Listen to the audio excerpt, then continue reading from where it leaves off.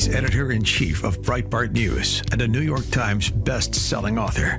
And on this podcast, he brings deep research, prescient analysis, and world-class guests. He's Alex Marlow, and this is the Alex Marlow Show. Welcome, everyone, especially new listeners and viewers, particularly on YouTube. I did a really cool interview with my friend Stephen Gardner, who's at a monster YouTube channel yesterday. And I noticed a nice influx of subscribers, which I appreciate quite a bit. Show seems to be picking up some steam, which I appreciate. And all of you telling 10,000 friends and family members, I appreciate it. And any feedback, comments, questions for Q&A stuff at aloha@alexmarlow.com. It's the best way to correspond with me. All those 5-star reviews, etc. You know what to do. Easy stuff. Helps me out quite a bit. Huge news day, and we'll go through a lot of stuff. I'll just tell you flat out that if you want all the details and everything that's going on, then you're going to have to go over to Breitbart.com, because a lot of this stuff, just to stay up to the minute, it's crazy stuff happening. In particular, first story, healthcare CEO shot and killed in New York City in a brazen targeted attack. This is from reports from the New York Police Department that the UnitedHealthcare CEO shot and killed, murdered in plain sight here in New York. And this was at about 6:45 in the morning, it appears. So what I'm going to play now, for those of you who are viewers, I'm going to play the footage of the murder. So those of you, so trigger warnings, it is not particularly graphic as far as murders go, but those of you who regard this as not appropriate, then I encourage you to hit that 30-second skip button. But I'm going to play this thing, and I'll describe what's happening for those of you in the listening audience. But what we see here is in front of a Hilton in Manhattan. He's walking. He's got a sharp-looking blue suit, and a guy comes up behind him. And then you see the first shot. Some people run away. It seems seemingly in disbelief. The person looks like a man. He's in a hoodie. He's got a backpack on. He's got a pistol with a silencer on it, which sends a signal pretty clear that this guy's a pro. He looks very calm. He's got the silencer, he's got the mask, and he turns the corner out of sight of any cameras, and then he takes off. So dark stuff. Of course, New York is a gun control place. I mean, not to get political right away, but 50-year-old CEO of America's biggest healthcare company, UnitedHealthcare, Midtown Manhattan, 6:45 a.m., and he was pronounced dead by 7:12. So clearly this was a professional targeted attack. Guy had a gray backpack on. I don't know what the backpack was for. Apparently a light brown jacket, looked black from the footage, but shot in the back. So someone had a beef with this guy. I don't know what it is, but all the details will keep you up to the minute at Breitbart News as time goes on. But the suspect was not caught right away. So as of when we're recording this show, which is many hours after the murder took place, then we don't know who this guy is or where he is or what the motivations are exactly. And you never know where it could go from here. You never know if it's going to be the first of a series, disgruntled employee, but it just doesn't feel that way. It feels like this is a pro. It feels like this is a pro who had some sort of beef, and we'll keep you up in a minute, but truly horrifying stuff. So there you go. First crazy story of the day. Next crazy story, we're looking at the Daniel Penny trial. Daniel Penny was the guy who was veteran, and he was 26 years old. He was the one who was in that lightning rod case. It's a manslaughter trial where he held this guy named Jordan Neely in a chokehold in a New York subway. Neely was acting disturbed. He was threatening all these people on the subway, threatening to kill them. Neely held him in a chokehold, and the guy died. So there's evidence to suggest maybe it wasn't the chokehold that killed him, but this was clearly a nut. And he'd been charged with second-degree manslaughter and criminally negligent homicide in connection to this death in this Manhattan subway car in 2023. So I guess he was 25 at the time. So the prosecutor said he behaved recklessly when he killed this guy, Jordan Neely, for maintaining a chokehold longer than he needed to. And they're deciding that he held him for 51 seconds even after the body went limp. Penny's attorneys had argued that the actions were justified because there was a doubt that he was actually dead, and he'd been threatening people that he's going to kill all of them in the crowded subway car. So this has been a cause célèbre for people on the right in particular, because it feels as though there's some political charging that's going on. Penny is white and Neely was black. And it's one of these things where it does seem like that he was perhaps someone who's going to get overcharged when he was protecting people on a subway, is the way it's being framed. And I'm sympathetic to that case. I'm very sympathetic to Penny's case in this case. So the person who's trying Penny is this hardline progressive. Her name's Daphne Yoren.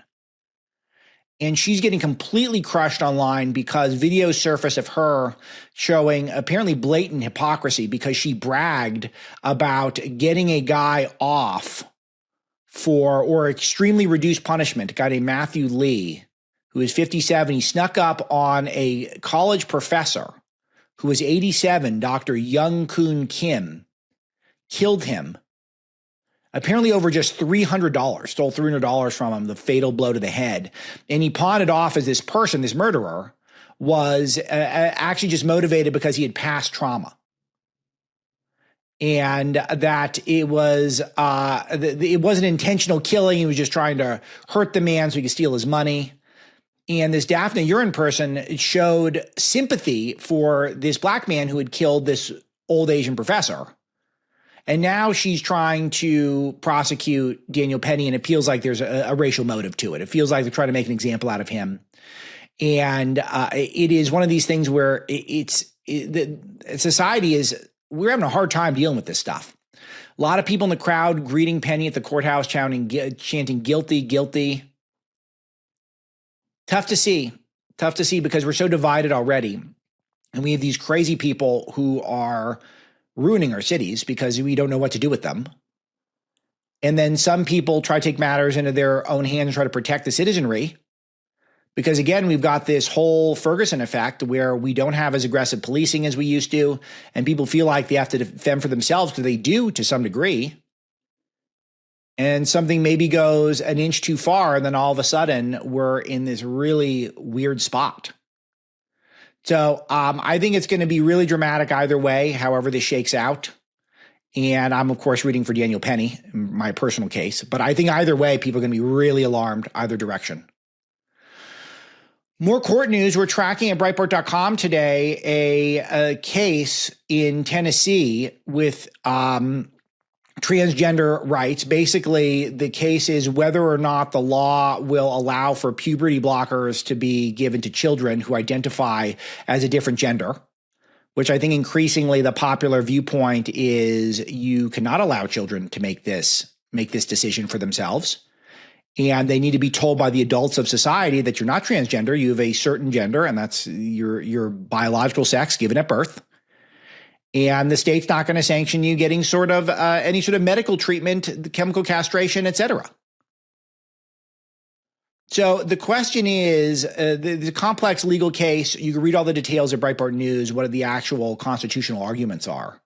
But obviously, this is not something that resides in the federal constitution. I mean, the founding fathers never could have anticipated anything like this. So it is being argued by an ACLU lawyer who's a trans. And you're going to really miss out if you don't get the visuals on this. But I'm going to play some of these clips. This trans attorney from the ACLU was on Jake Tapper's show on CNN. I'm going to play some of this. This will absolutely boggle your mind if you see the videos. I'll play some of it and I'll cut in and describe what's happening for those of you on audio. I want to bring in the lawyer who's going to argue this high-profile case before the U.S. Supreme Court, Chase Strangio. Chase, thanks so much for being here. Really appreciate it. So the case comes at a time when 26 states have passed laws restricting healthcare treatments for transgender youth, according to a CNN analysis of data from the nonprofit think tank Movement Advancement Project. So how do you plan to argue before the U.S. Supreme Court in a case that could have wide-ranging implications beyond the state First of all, Tennessee? you got to like Tapper's framing. This is just healthcare that's for transgender youth.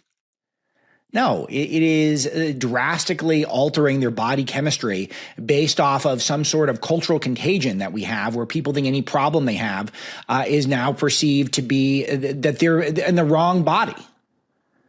All of these groomers, such bad people on the left. They just groom all these young children into thinking that they have this sort of a gender dysphoria when they're really just growing up. And they're not being allowed to grow up. They're being groomed for a political cause, and that causes chaos. And let me show you what chaos looks like. Let's play Chase Strangio.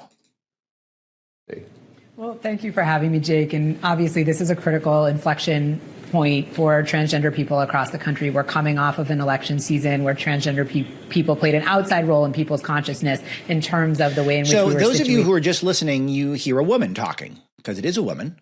But those of you watching the screen, you see someone in a man's suit with a male facial hair and a man's haircut. So you would think it's hard to distinguish how this would be any different from any sort of AI that could generate a trans person. So this is the ACLU co-director of LGBT and HIV project, wherever that is. So this is what the ACLU is up to, is arguing on behalf of children to be able to alter their body chemistry, many times irreversible. And arguing on their behalf is a woman who is completely impersonating a man. Oddest thing you could ever imagine. Let's continue. Which we were situated as a threat to others. And when we look at the map of states that ban this type of evidence-based healthcare, we went from 0 states that had these bans in 2020 to now more than half the country. So before the court tomorrow, the question is really a simple one as I see it. It's really, this is a law that bans medical treatment only when it is prescribed inconsistent with an individual's sex. Our argument is that that treats people differently because of their sex, and therefore the court has to treat it like all other forms of sex discrimination. And that's why it's and if you're watching, I'm wondering if you're able to actually follow along with the arguments, because it's just so distracting to see this individual, this woman doesn't even pitch her voice, even though she dresses like a man. And it's just all designed to just make you feel like this is just complete chaos.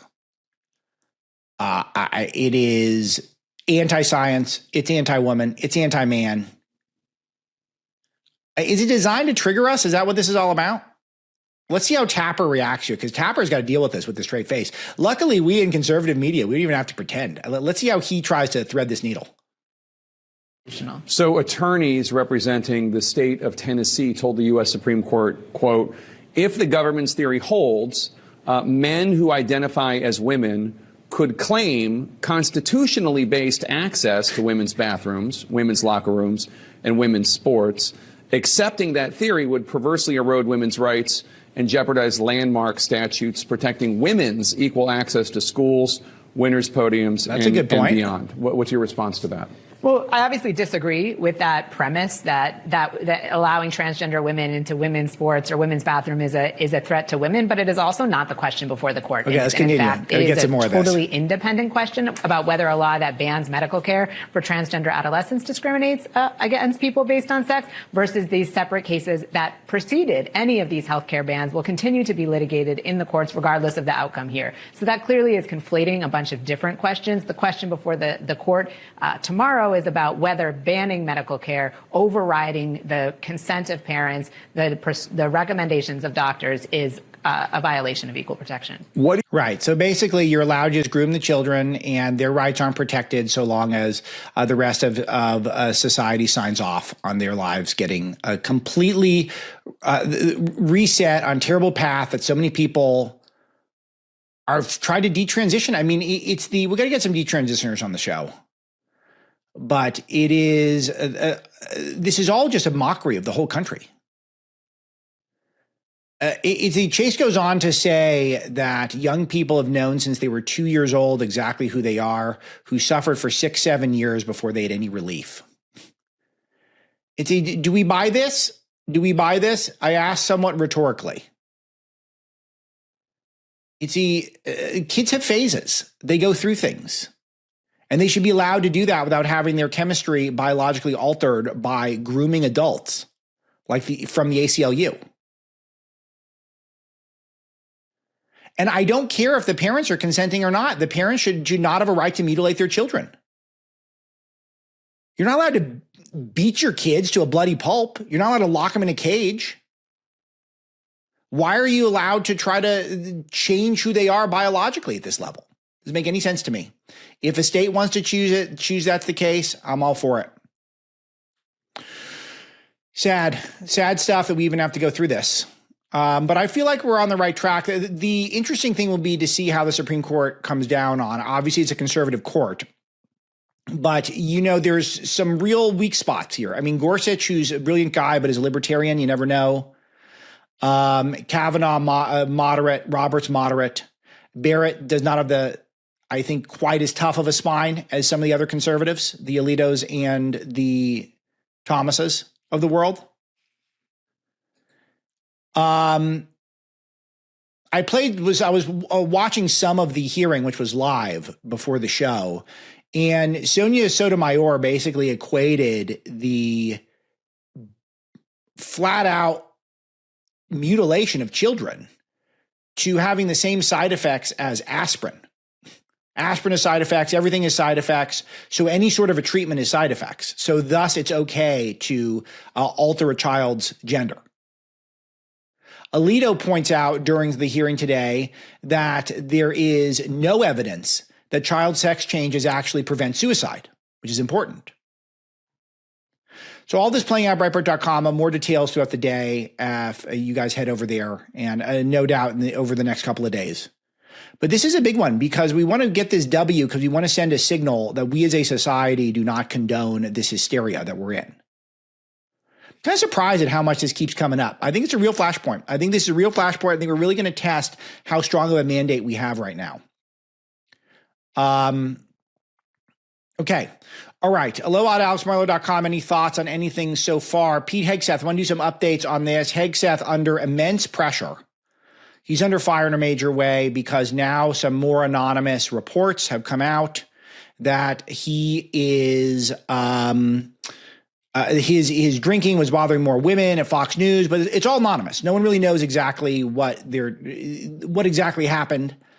But he's starting to defend himself. The first thing I want to point out is that he was on Megyn Kelly's show on her podcast, and we got a clip of this. I'm going to play this for you. How do you deal with the demons you see on the battlefield? Sometimes it's with a bottle.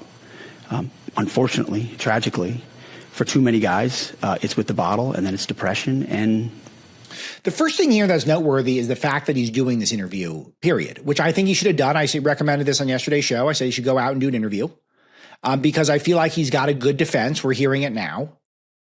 And I think that this all feels relatable. It feels reasonable. And it's a free country.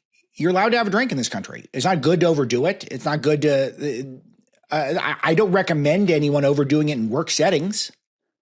I've not done that in my life, and I hope none of you do the same. But it's not like the end of the world that happened. It doesn't mean you can't have jobs and you can't help our country drain the swamp because of that. So, and there is this thing where you go to war and you come back, you got to deal with stuff. Everyone deals with things in a different way. So this idea that he had a few too many pops, so thus he can't run the Department of Defense, kind of weak argument as far as I'm concerned, but let's hear where he goes with this. Very different person than I was 10 years ago, than I was 15 years ago. But I'm also the right guy to be in the Pentagon to understand what our young water fighters are going through. What we send them to do, what we ask them to do, tour after tour after tour after tour. Are we equipping them properly? Are they mentally prepared? Are we helping them on the way back? How are they transitioning? Were they used properly?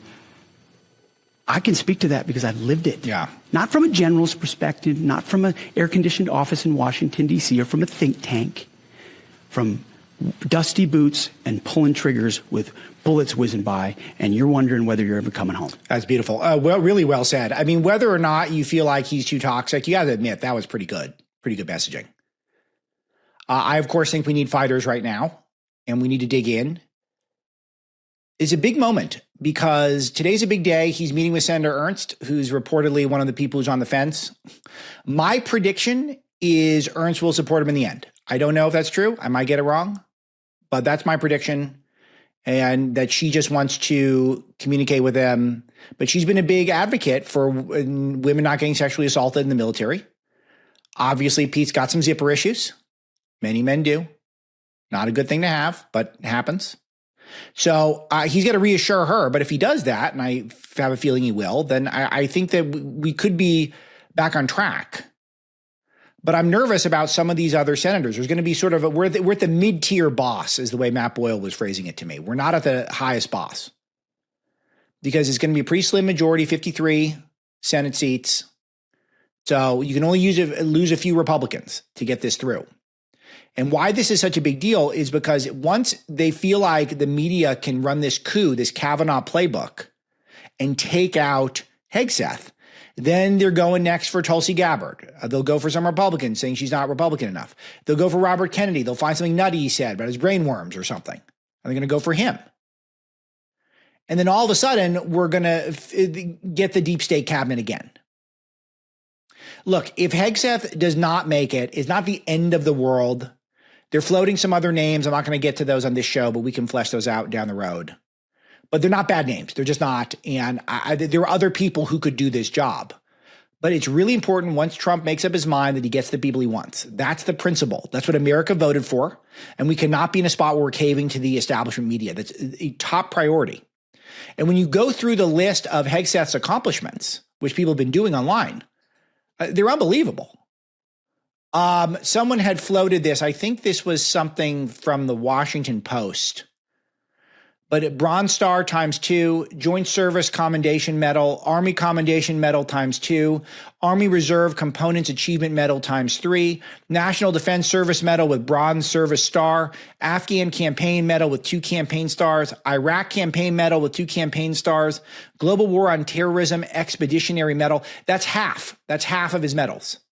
NATO medals, Joint Meritorious Unit Award, Combat Infantryman Badge, Expert Infantryman Badge. There's more. That's what you call highly decorated.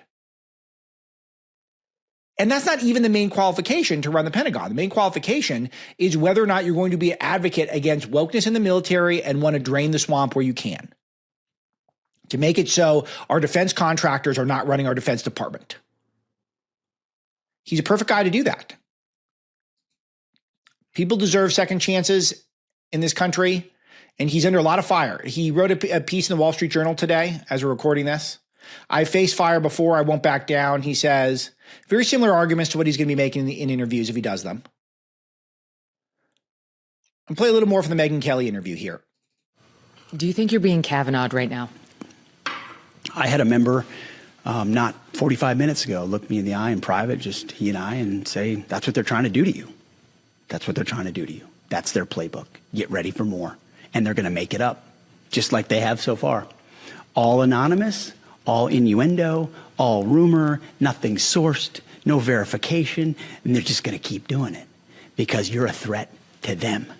You're a threat to their system. You're a threat to all the things in Washington, D.C., the swamp, the things that people have rejected. You're a threat to that. And so they're coming after you.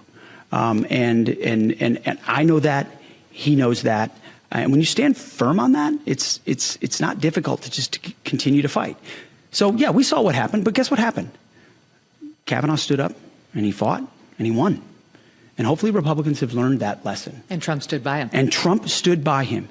Yeah, and Trump will stand by, Pete. He said that Trump called him and said to keep fighting. Here's a clip of that. This is Pete walking around the Senate. Let's see this one. Have you had any conversations with the president-elect about you replacing you with Governor DeSantis? I spoke to the president-elect this morning. He said, keep going, keep fighting. Behind you all the way. All right, so Trump says You're keep in going, this keep all the way. fighting. That's it. The audio is tough, so I'm going to cut that one. But Trump says keep going, keep fighting. It's got to be the message. We don't want the standard to be in this country that you have to have lived a perfect life to be able to have a big job. Make life much more boring. We want to be a forgiving people who try to evaluate people based off of their qualifications, not based off of any of the worst moments were in their life.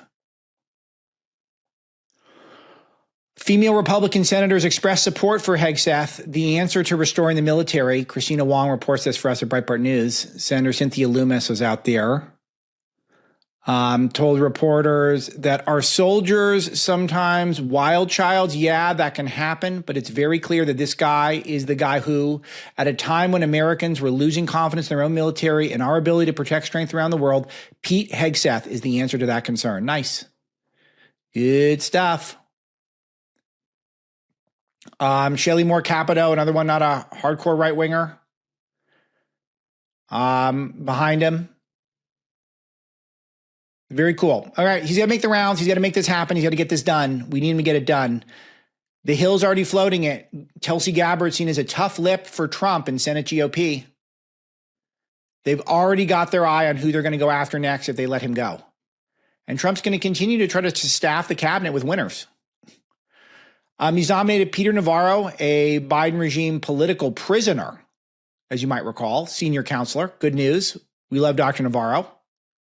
One of the people who understands the Trumponomics better than anyone. 75 years old, just got out of prison after a 4-month prison sentence for defying congressional subpoena from the J6 kangaroo court.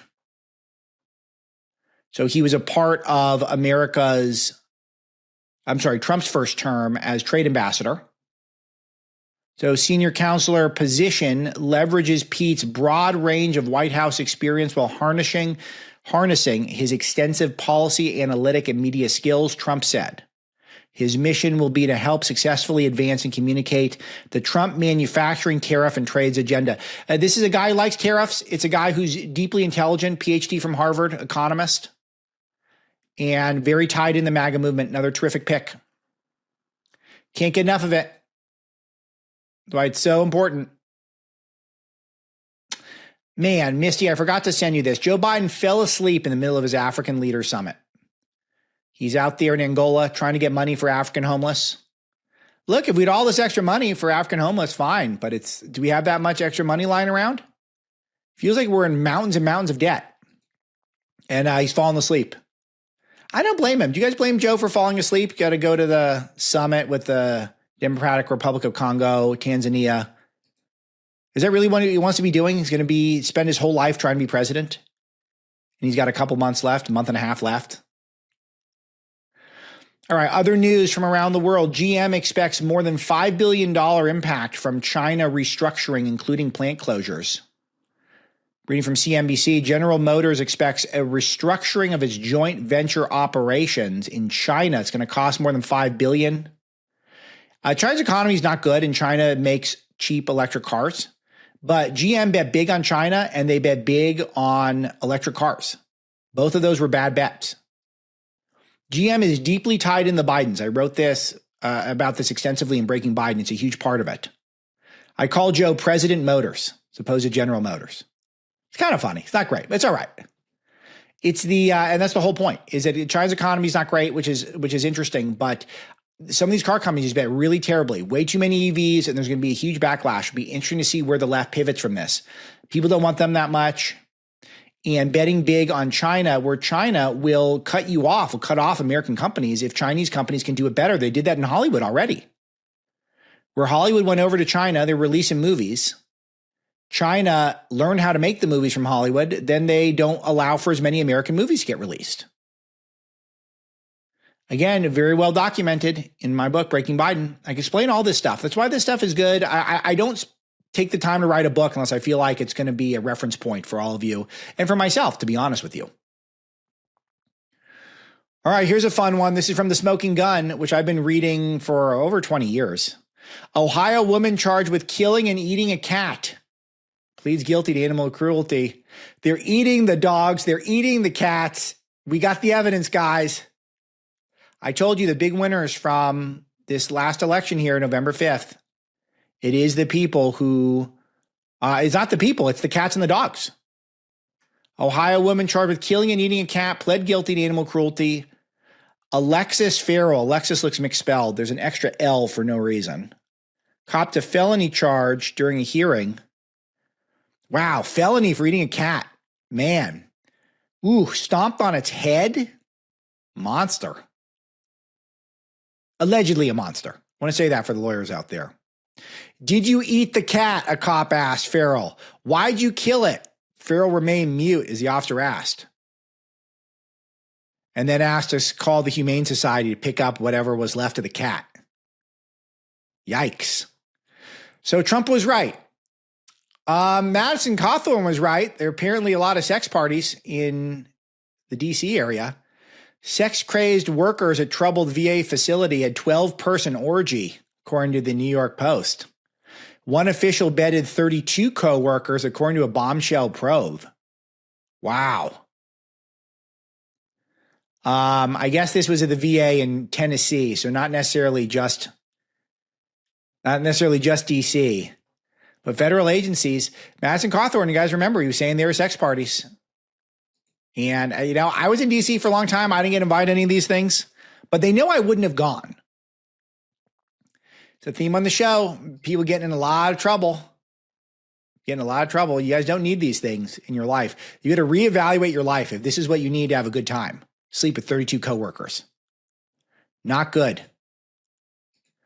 All right, we're going to do a fun one here. I was really excited about this when this came out. So you guys remember this saga that we had with the Snow White movie from Disney. Now, Disney's gone woke. They're a bunch of woke people now. And what they've done is they create a Snow White reboot. But it's been marred with scandal after scandal. First of all, they tried to replace the dwarves with these weird things that were not dwarves. And it just did not. They weren't dwarves, and it was clearly this woke thing that was going on. Try to swap them out. And they cast this woman, Rachel Zegler, as Snow White. She doesn't strike me as particularly white, by the way, which is odd. It's gonna pose an issue.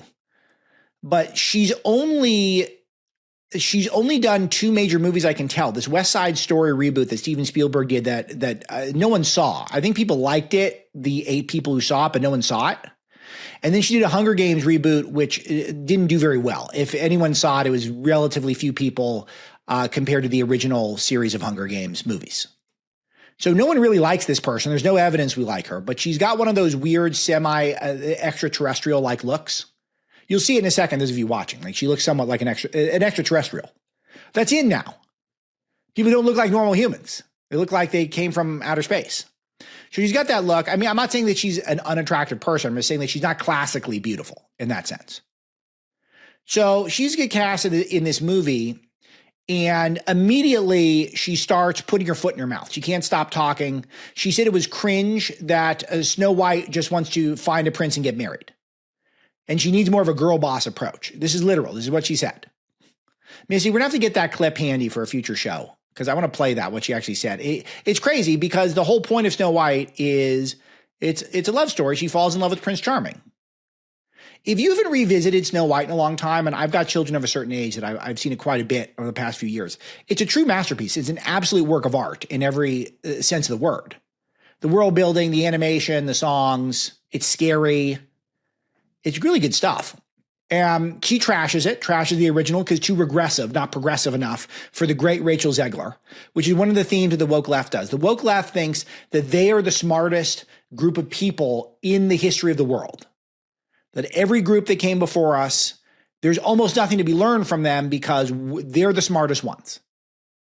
So it was supposed to come out summer last year, but she ruined this. And then since the election, she said that she doesn't want Trump supporters to have any rest.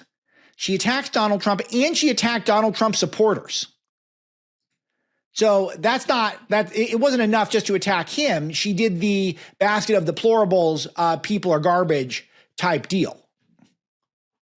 So where she specifically called out F you Donald Trump, she put on Instagram, may Trump supporters and Trump voters and Trump himself never know peace. Why would anyone want to take their family to a movie starring this monster? But Disney they've already sunk $350 million into the production of this. They had to animate the dwarves and add them back after all the blowback. And then today they dropped the trailer, and we're going to play this trailer for you here on the Alex Marlow Show, and we're going to get your reaction. You're going to miss some of this. I'll try to narrate it for those of you who are just listening, but this is why you got to get the YouTube and the Rumble. You get the full flavor of the show and all the production quality we bring. Let's play this thing. This was my father's kingdom. A place of fairness. But the Queen changed everything. Take him away! Your Majesty, What did you say? the people need some kindness. You know, I really don't remember you being this opinionated. Magic mirror on the wall. Who is the fairest of them all? Famed is thy beauty, Majesty. Okay, so this looks just like an AI version of Snow White. It honestly doesn't even look like any artist did this. It feels like the sort of things you're seeing pop up that the AI bots are making on the X platform. It is soulless thus far. And the Queen is played by Gal Gadot, who's one of the most beautiful women in the world. And the whole premise of the movie is that Gal Gadot is jealous of this little alien, Rachel Zegler. I don't understand it. It's so implausible. To me, even of all the hatred, the left says hateful stuff about Trump supporters all the time. The thing that confuses me the most thus far is why do they have one of the most beautiful women in the world and imply that she's jealous of this little snot-nosed girl? I don't understand this at all. All right, let's continue. Let's see if it gets any better. But a lovely maiden I now behold. I look at you, and I just want to be Nothing happening. fairest of them. There's a lot of gemstones. She looks very sad. I don't know why anyone would fall in love with this person. She's not adding any personality to it. Very strange. No dwarves yet. Let's keep going. All right. My parents always Sparkly said this things. forest was a magical place. Animatronic bunnies. Smiling turtle. Oh, it's a cottage. Hello? Let's see. We got some dwarves. Here? Let's see. Show me the CGI dwarves. I gotta see him. She's sleeping on Sneezy's bed. Huh. Oh, the dwarves are scared by her. All right, so we got the CGI dwarves. All right. You can check that out on the trailer. You don't need to go see it. I'm curious if anyone has any thoughts on why Disney keeps doing this. Because they're trying some movies that are not woke. They put out Moana 2, not woke. Inside Out 2, not woke.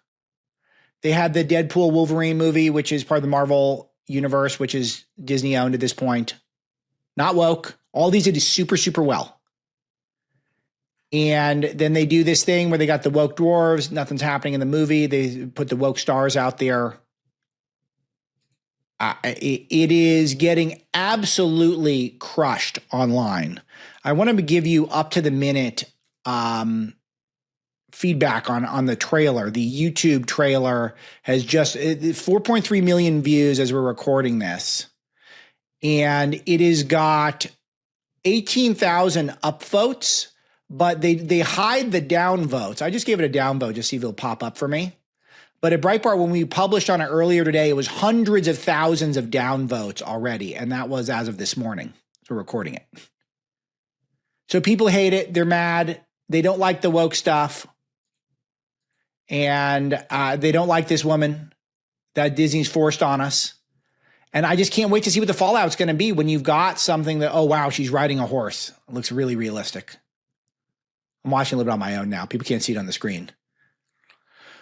Okay, just stop force feeding us this woke people. It's over. It's over. You guys lost.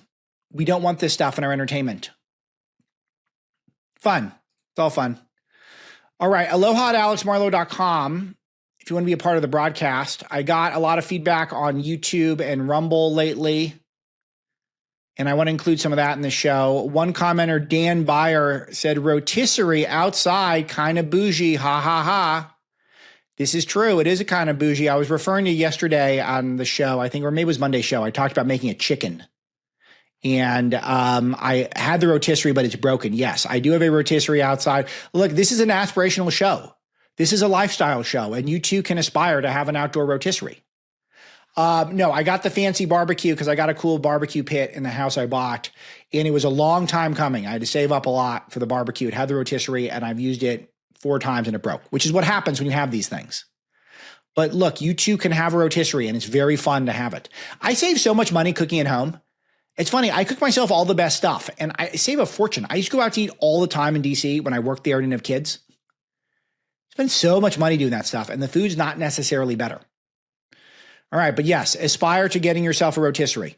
Good morning, Alex.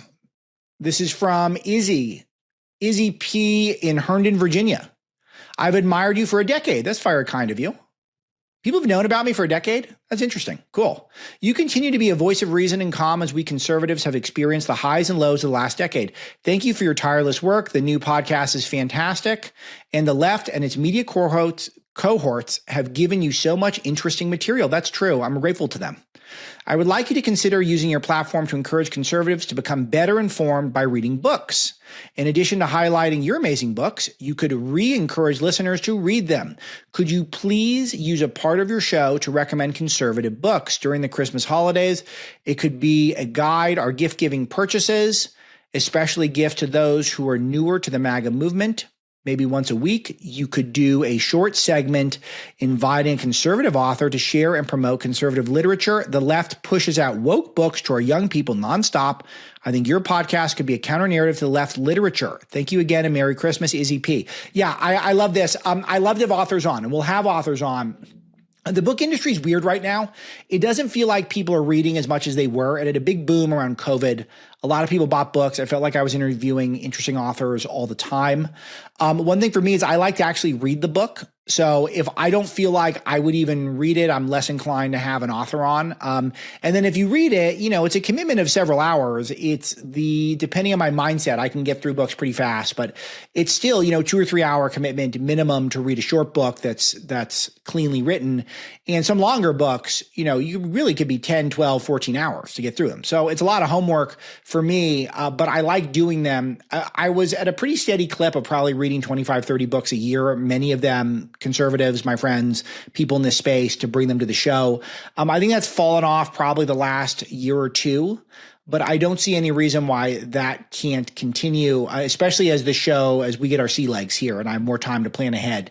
But that's certainly my intention. And if you ever have a question about a book, then email me and I will make the recommendation on air if I think it's a good book, if I'm reminded of something that I liked. But I think they don't always have to be contemporary. In fact, the older the better in a lot of cases. But a lot of good books are being put out now, and there's always be reading. If you can resist the temptation to just scroll on your phone your whole life and actually read physical books, Kindle, audiobooks, all that, I'm agnostic to how you do it. High recommendation. And sometimes hold yourself accountable, either a few minutes a day, 15 minutes a day, 30 minutes, an hour a day if you got the time, or setting a goal for the month or the year. New Year's resolutions are coming up. Set a goal for books you want to read, a quantity of books you want to read, and it does hold you accountable. And it's just a much better way to wind down rather than the scoliosis stuff. All right, that's it for today's show. Aloha at alexmarlow.com. If you want to give me any feedback, ask any questions, contribute any book recommendations for Christmas, I will take those, read some of those on the air. And that's it for today. Thanks to producer Misty. The Breitbart Fight Club, I have a deep dive interview with John Nolte today, one of the absolute best at Breitbart News. We talk about his amazing theory on what's really going on with the Hunter Biden pardon. He weighs in the Snow White movie trailer and offers some more sage wisdom, as always, with John. So that's always a blast. If you want some more Marlow content, the Breitbart Fight Club is where to get it. All right. Thanks, producer Misty. Thanks to this great audience, and we'll talk to you tomorrow.